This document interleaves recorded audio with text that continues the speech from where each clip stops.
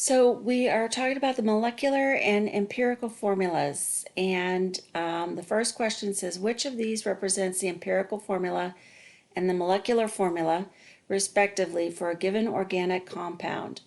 So the empirical formula is just the least common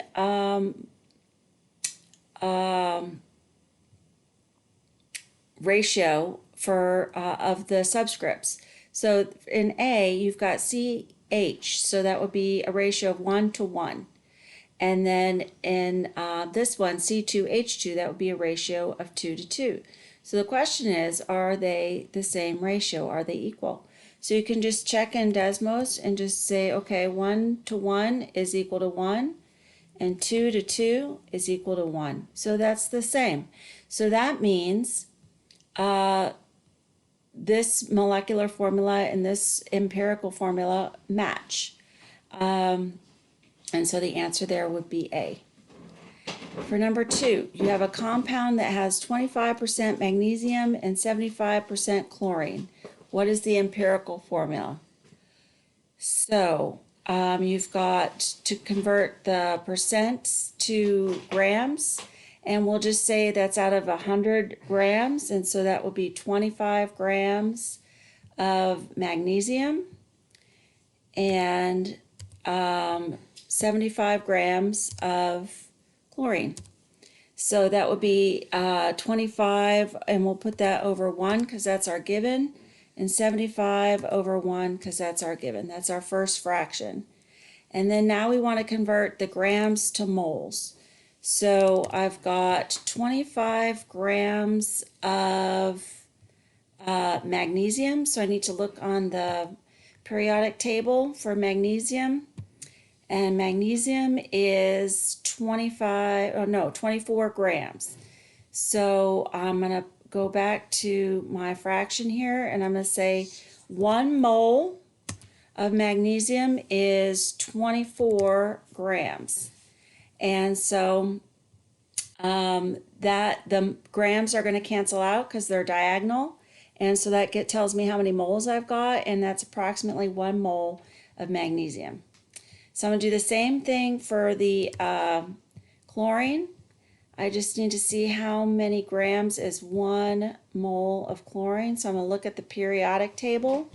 So there's chlorine, and it weighs 35 grams. So I'm going to go back to my calculator, and I'm going to make my fraction. I've got 1 mole per 35 grams. And when I multiply those fractions together, that comes out to be 2 moles, approximately 2 moles of chlorine, because again, the grams are diagonal, so they're going to cross out. And if you look at that on a paper, you would use the units to help you out. Now this is very sloppy, but you can see that I've got 25 grams of magnesium times 1 mole per 24 grams of magnesium, and what happens is my grams of magnesium are going to cross out.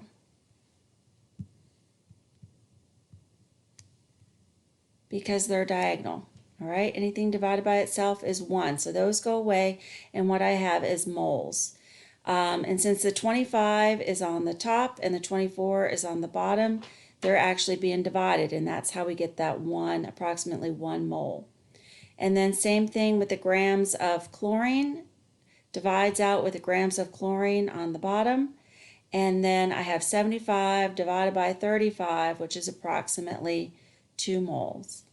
And so the ratio of the moles would be 1 to 2. So in the empirical formula, it would be 1 mole of magnesium and 2 moles of chlorine. So MgCl2. We don't put the 1 because it's just a 1. So the answer for that question would be B, MgCl2. 1 mole of magnesium to 2 moles of chlorine. That's the empirical formula. So the empirical formula for number 3, they've given you that the molecular formula is C6H12. So you just have to reduce the fraction, find the smallest, the ratio. So I'm going to go to Desmos and I'm going to go do 6 divided by 2, or excuse me, 6 divided by 12. So that's a half, right? So in the empirical formula, the ratio has to be a half. So I've got 3 and 6, C3H6. So is 3 divided by 6 a half? 3 divided by 6, yep, that's a half. But can you reduce that anymore? Yeah, you can, because you also have 2/4 would be a half. If I go to Desmos and I put that in there, 2 divided by 4, the ratio of 2 to 4 is also a half, 0.5. So 6 to 12 is 0.5, 3 to 6 is 0.5, 2 to 4 is 0.5. So the fourth choice is, there's 1 to 3. Well, 1 to 3 is definitely out because 1 to 3 comes out to a totally different number. That's 0.3. So it's not 1 to 3. The last choice is 1 to 2, right? Remember, if there's no number, that's a 1. So that's 1 to 2. And that reduces, obviously, to 0.5. That would also be a half. And that's the best answer because that is the lowest fraction. It's the reduced fraction. So D is the answer for number 3. The empirical formula is always the most reduced. So that would be 1 to 2. So that's D. The next question, number 4, says the empirical formula is CH2. So the ratio is 1 to 2. And now they tell you the molecular mass is 56. So let's see which of these formulas is going to give us a mass of 56. It looks like they all have a ratio of 1 to 2, 1/2. Because if you look at the subscripts, it's 2 to 4, 3 to 6, 4 to 8, and 5 to 10. So all those come out to 0.5, which is a half. So we just have to see which one adds up to 56 grams. So I'll try, I'm going to look and see, I'm going to go back to Desmos. I've got carbon plus hydrogen. So go to your periodic table and look up carbon. Carbon is 12 grams.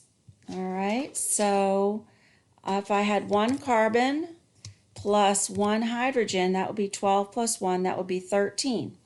So it's not that, all right? But also that would be a ratio of 1 to 1. So if the first choice says 2 carbons and 4 hydrogens. So let's try that. If I have 2 carbons, that will be 12 times 2 plus 4 hydrogens. So that's 1 times 4.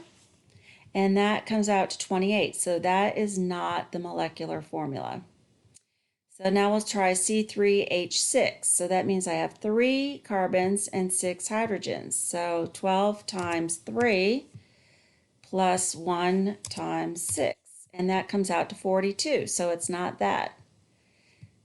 C says 4 to 8. So I'm going to try 12 times 4 and 1 times 8. Because I have 4 carbons and 8 hydrogens, and that comes out to 56 grams. So that is the answer. That's the molecular formula, C4H8, and it matches the empirical formula of CH2. All right, and it has a molecular mass of 56. That all works out. Number 5, what is the molecular formula of a substance that has an empirical formula of C2H5. So the ratio here, if you look at the subscripts, is 2 to 5. So in your answer, you have to have that ratio. But it also has to have a molecular mass of 58 grams per mole.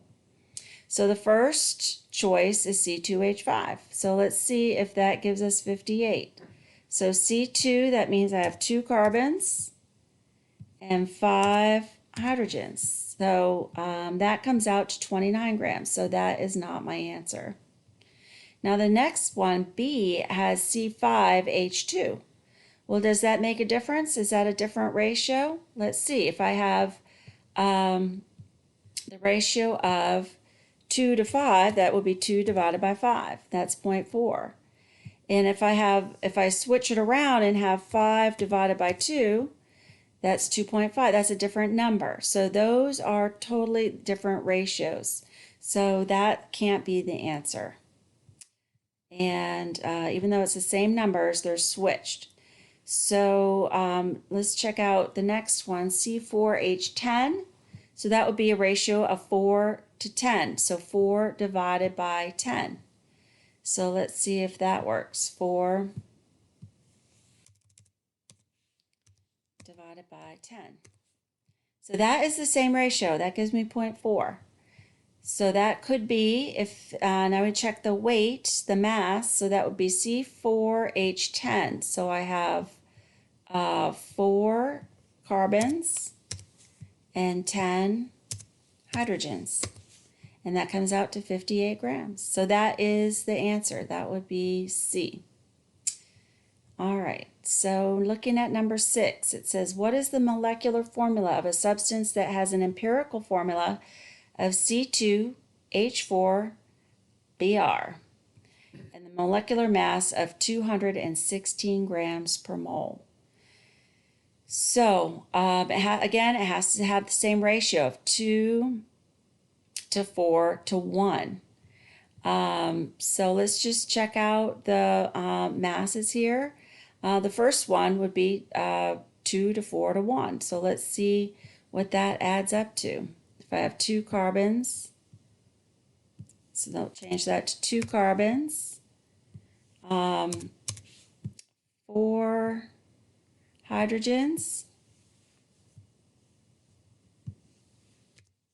Now we also have a bromine. So I'm going to add, I'm going to go to the periodic table and look up bromine. And bromine is a weight of 80. We're going to round that up to 80. So that would be, and there's only one of them. So 1 times 80. Right? I think I only had one bromine. Yeah, 1. 2, 4, 1. All right. So what was the total there? That was 108. So that is not the answer. All right. So now for the next one, to keep that same ratio, we could multiply everything by 2. We could double everything, and that keeps it the same ratio. So look at B. B has instead of 2, 4, 1, it's 4, 8, 2. All right. So we just need to make sure they're all in the same ratio. 4 to 2, 8 to 4, 2 to 1. Are those all the same? So I'm going to check that out. So 4 to 2, that equals 2. The next ratio was 8 to 4. So I'm going to check that out. 8 to 4, that's also 2. And then the last one was 2 to 1. So all 3 of those are the same. They're all 2. So that has the same, all those subscripts are in the same ratio of 2 to 1. So that could be it. We just have to check the mass. So I've got 4 carbons, 8 hydrogens. So 4 carbons, 8 hydrogens. I'm just doubling all these, and now I have, I have that switched. I have the mass. So I'll make that be, the mass is 80, and then now I have 2 of them.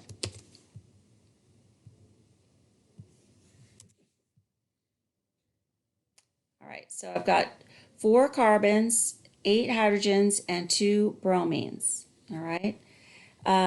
Right, these are the subscripts, 4, 8, 2, and then these are the masses. And notice that adds up to 216. And that's what we were looking for, 216. So the answer there is B. Thank goodness we don't have to do that again. All right, so number 7, the last one. The diagram shows the structural formula of benzene. The empirical and the molecular formulas of benzene are blank, respectively. So let's see, how many carbons do we have? We'll just count them up. 1, 2, 3, 4, 5, 6. So I have to have C6. And then how many hydrogens do I have? 1, 2, 3, 4, 5, 6. So C6H6. All right, so it's either C or D. Now, if we reduce, the ratio of 6 to 6 is 1, right? They are the same. But so which answer is better? Which is totally reduced? 3 to 3 or 1 to 1? So the reduced, all the way reduced answer would be 1 to 1.